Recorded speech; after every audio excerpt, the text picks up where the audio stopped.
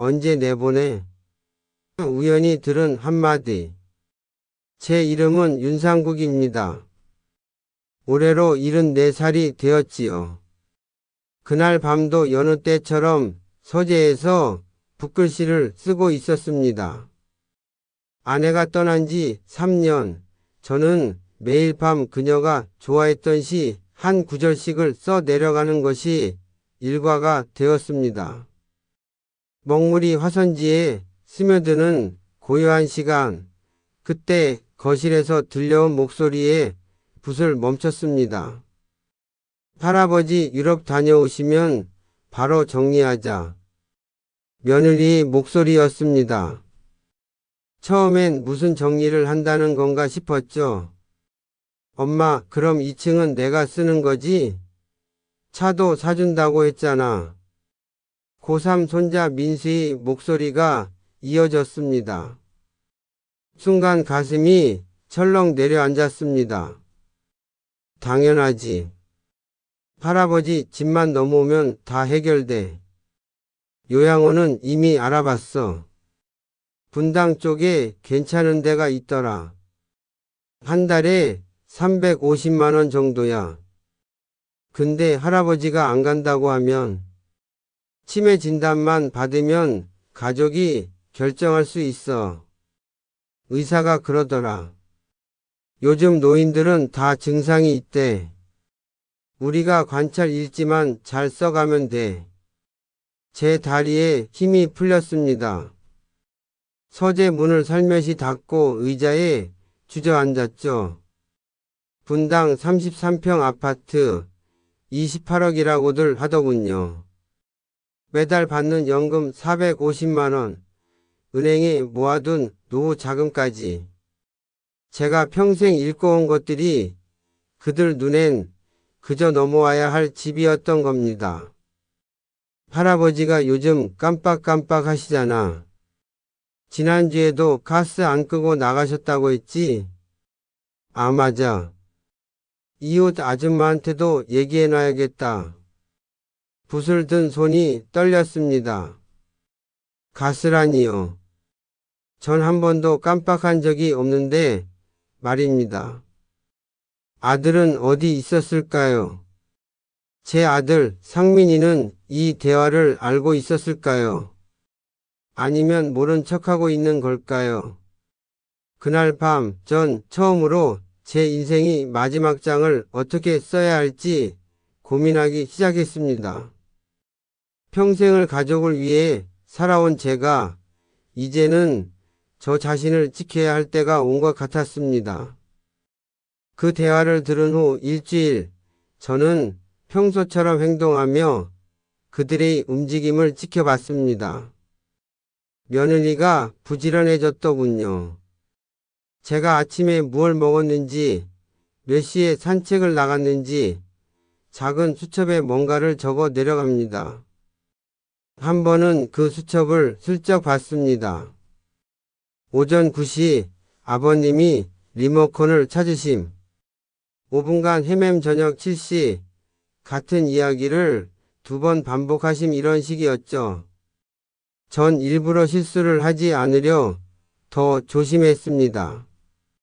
하지만 그들은 없는 일도 만들어냈습니다. 어머, 윤 선생님 괜찮으세요? 옆집 김 여사가 어느 날 걱정스런 얼굴로 물었습니다. 무슨 일 있습니까? 아니, 며느님이 그러시던데요. 가스 끄는 걸 자주 잊으신다고. 혹시 병원은 가보셨어요? 순간 머릿속이 하얘졌습니다. 며느리가 이미 이웃들에게 소문을 퍼뜨리고 있었던 겁니다. 저녁 식사 때였습니다. 아들 상민이가 조심스럽게 말을 꺼냈죠. 아버지, 다음 주에 병원 한번 가보시죠. 정기 검진도 할 겸. 무슨 병원? 그냥 건강검진이요.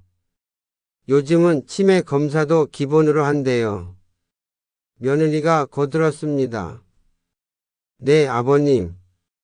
조기에 발견하면 약으로 충분히 관리할 수 있대요. 민수까지 한마디 거들더군요. 할아버지, 우리가 걱정돼서 그래요. 요즘 깜빡하시는 것 같아서. 제가 언제 깜빡했단 말입니까? 하지만 전 담담하게 대답했습니다. 그래, 가보자꾸나. 그날 밤 가족회의가 열렸습니다. 서재 문틈으로 들리는 소리에 귀를 기울였죠. 후견인 신청 서류는 준비했어. 응, 변호사한테 물어봤는데 치매 진단서만 있으면 된대. 요양원은 3군데 정도 알아봤어. 분당 쪽이 제일 좋은데 대기가 좀 있대. 미리 예약금 넣어둘까? 그래야겠네. 유럽 갔다 와서 바로 진행하자. 제 인생이 이미 그들 손에서 재단되고 있었습니다. 74년 세월이 관찰 일지 몇 장으로 정리되고 있었죠. 전 조용히 일기장을 꺼냈습니다. 그리고 또박또박 적기 시작했습니다. 2024년 11월 15일 정신은 맑음. 가족이 나를 치매 환자로 만들려 한다. 이 일기가 훗날 증거가 되기를 무언가 준비해야 할 시간이었습니다. 하지만 무엇부터 시작해야 할지, 누구를 믿어야 할지 막막하기만 했습니다. 병원 대기실은 썰렁했습니다. 아들 내외가 제 양옆을 지키고 앉아 있었죠. 마치 도망칠까봐 감시하는 것처럼. 윤상국님 들어오세요. 진료실에 들어서니 젊은 의사가 밝게 웃으며 맞아주었습니다. 오늘 날짜가 며칠인지 아시겠어요? 2024년 11월 22일 금요일입니다. 100에서 7을 빼면 93입니다. 다시 7을 빼면 86입니다. 의사가 고개를 끄덕이며 여러 질문을 이어갔습니다. 전 모두 또렷하게 대답했죠. 의사의 표정이 밝아졌습니다. 인지 기능은 정상이신 것 같은데요. 그때 며느리가 가방에서 수첩을 꺼냈습니다. 그 관찰 일지였죠. 선생님, 집에서는 다릅니다. 여기 제가 기록한 건데요. 가스 끄는 걸 잊으시고 같은 말씀을 반복하시고 물건을 어디 뒀는지 못 찾으세요. 의사가 수첩을 받아 읽기 시작했습니다. 아들도 거들었죠. 네, 저희가 정말 걱정돼서요. 혼자 계실 때가 많아서 더 불안합니다. 전 조용히 주머니에서 쪽지를 꺼냈습니다. 미리 준비해둔 것이었죠. 의사에게 건네며 눈짓을 했습니다. 가족이 저를 요양원에 보내려 합니다. 저는 정상입니다. 도와주세요. 의사가 쪽지를 읽더니 잠시 침묵했습니다. 그리고 가족들을 바라봤죠. 추가 검사를 해봐야 할 것 같습니다.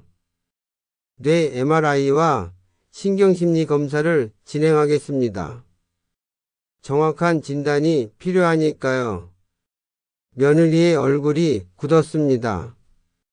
그런 검사까지 필요한가요? 관찰 일지만으로도 충분하지 않나요? 가족 관찰도 중요하지만 의학적 검사가 우선입니다. 검사실로 가는 길 전 혼자 걸어갔습니다. MRI 검사, 기억력 테스트, 집중력 검사. 2시간이 넘는 검사였지만 전 최선을 다했습니다. 일주일 후 결과를 들으러 갔습니다. 이번엔 가족 모두가 따라왔더군요. 손자까지. 검사 결과가 나왔습니다. 윤상국님은 인지 기능이 정상입니다. 나이에 비해 오히려 우수한 편이고요. 그럴 리가. 며느리가 당황했습니다. 다만 가족분들이 걱정이 많으신 것 같으니 6개월 후에 다시 검사해 보시죠. 그때도 문제 없으면 걱정 안 하셔도 됩니다. 진료실을 나오는 제 발걸음은 가벼웠지만 뒤에서 들리는 가족들이 속삭임은 무거웠습니다. 6개월이면 유럽 다녀온 후네. 그때까지 더 확실한 증거를 모아야겠어. 전 깨달았습니다. 이들은 포기하지 않을 거라는 걸. 그렇다면 저도 가만히 있을 수만은 없었습니다. 집으로 돌아오는 차 안에서 전 결심했습니다. 유럽 여행, 그들이 떠나는 열흘이 제게 주어진 마지막 기회일 것입니다. 아버지, 저희 내일 출발합니다. 냉장고에 반찬 넉넉히 해뒀어요. 공항으로 떠나는 아들 가족을 배웅하며 전 환하게 웃었습니다. 잘 다녀와라. 걱정 말고. 현관문이 닫히자마자 전 핸드폰을 꺼냈습니다. 이미 모든 준비는 끝나 있었죠. 김 대표님, 윤상국입니다. 이제 시작해도 됩니다. 제자였던 김 대표는 부동산 중개인이었습니다. 한 달 전부터 비밀리에 매수자를 물색해뒀죠. 분당 아파트를 보러 온 부부는 현금 보유자였습니다. 28억 5천, 이 가격이면 일주일 안에 계약 가능합니다. 좋습니다. 진행하세요. 서류는 미리 준비해뒀습니다. 인감도장, 등기권리증, 모든 것이 제 서재 금고에 있었으니까요. 아들은 제가 그런 것까지 챙길 거라곤 생각도 못했겠죠. 은행으로 향했습니다. VIP 상담실에서 과장이 반갑게 맞아주었습니다. 예금 전액 해지하시고 다른 은행으로 옮기신다고요? 네, 그리고 연금 수령 계좌도 변경하겠습니다. 어르신 가족분들과 상의는 제 돈입니다. 제가 결정합니다. 담담하지만 단호한 제 목소리에 과장은 더 묻지 않았습니다. 수원에서 마음에 드는 집을 찾는 건 어렵지 않았습니다. 역세권 20평 투룸, 관리가 잘된 깨끗한 아파트였죠. 전세 7억으로 계약했습니다. 나머지 돈은 안전한 곳에 분산해뒀고요. 이삿짐은 최소한으로 줄였습니다. 아내와의 추억이 담긴 앨범, 북가벼루, 좋아하는 책들, 필요한 옷까지만 챙겼죠. 이삿짐 센터 직원들도 놀랐습니다. 어르신, 이게 전부예요. 평생 모으기만 했더니 집만 늘더군요. 이제는 비울 때입니다.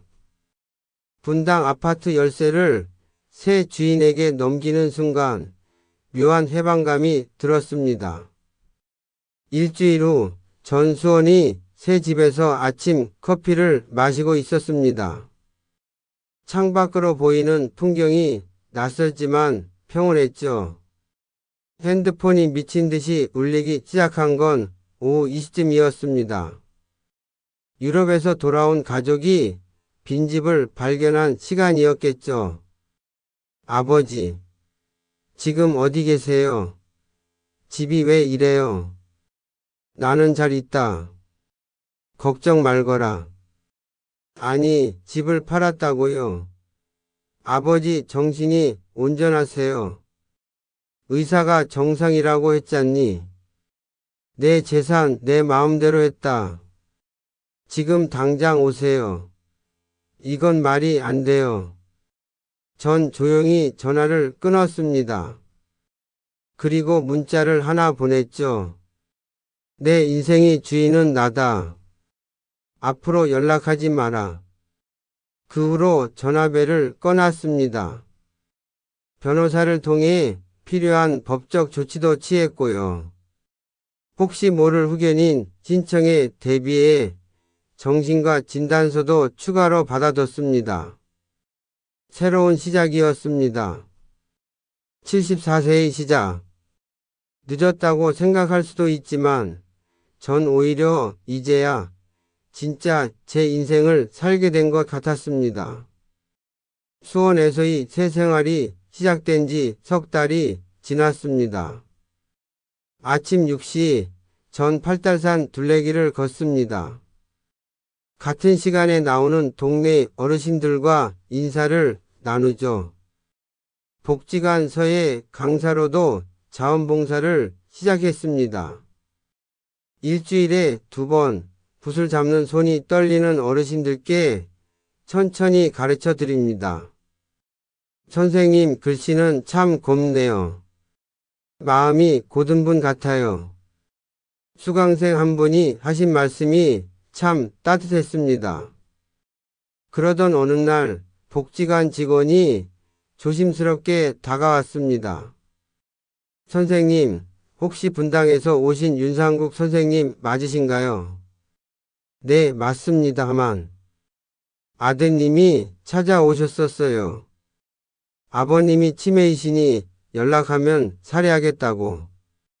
저희가 개인정보는 못 드린다고 했더니 화를 내고 가셨어요. 전 씁쓸하게 웃었습니다. 가끔 소식이 들려옵니다. 제자들이나 오랜 지인들을 통해서요. 아들 상민이는 직장에서 입지가 좁아졌다고 합니다. 부모를 버린 불효자라는 소문이 퍼졌거든요. 이상하게도 제가 퍼뜨린 게 아닌데 진실은 제 편이었습니다. 며느리는 동네 커뮤니티에서 외면받기 시작했답니다. 시아버지 재산 노리다가 쫓겨난 며느리라는 수군거림. 제가 관찰 일지를 경찰에 신고하겠다고 변호사를 통해 경고한 것도 한몫했겠죠. 손자 민수는 학교에서 놀림을 받는다고 들었습니다. 할아버지 집 받으려다 실패한 애라고. 고3 예민한 시기에 큰 상처가 되었을 겁니다. 안타깝지만 그 아이도 선택에는 책임이 따른다는 걸 배워야겠죠. 한 번은 아들이 직접 찾아왔습니다. 새 주소를 어떻게 알았는지. 아버지, 잘못했습니다. 용서해 주세요. 무엇을 잘못했는데? 제가 아버지를 요양원에. 그래, 알고 있었구나. 침묵이 흘렀습니다. 아들의 눈가가 붉어졌죠. 한 번만 용서해 주시면 정말 잘 모시겠습니다. 아버지 집도 다시. 상민아, 한 번 배신한 사람은 또 배신한다. 내 어머니가 돌아가실 때 하신 말씀이다. 아버지, 돌아가라. 내 남은 시간은 소중하다. 문을 닫고 돌아섰습니다. 가슴 한켠이 아렸지만 후회는 없었습니다. 지금 제 통장엔 매달 450만 원의 연금과 예금 이자가 들어옵니다. 소박하지만 충분한 생활입니다. 혼자지만 외롭지 않고 작은 집이지만 평화롭습니다. 어제는 복지관에서 만난 김 여사님과 차를 마셨습니다. 71세 역시 혼자 사시는 분이죠. 우린 서로의 이야기를 들어주며 공감했습니다. 가족이 전부는 아니에요. 우리 나이에 깨닫는 게 너무 늦은 건 아닐까요? 늦었다고 생각할 때가 가장 빠른 때라고 하잖아요. 맞습니다. 74세에 찾은 자유, 결코 늦지 않았습니다. 여러분은 어떻게 생각하시나요? 제가 너무 매정했을까요? 아니면 당연한 선택이었을까요? 혹시 비슷한 고민을 하고 계신 분이 있다면 당신의 이야기도 들려주세요. 우리 나이에도 새로운 시작은 가능합니다. 정말로요.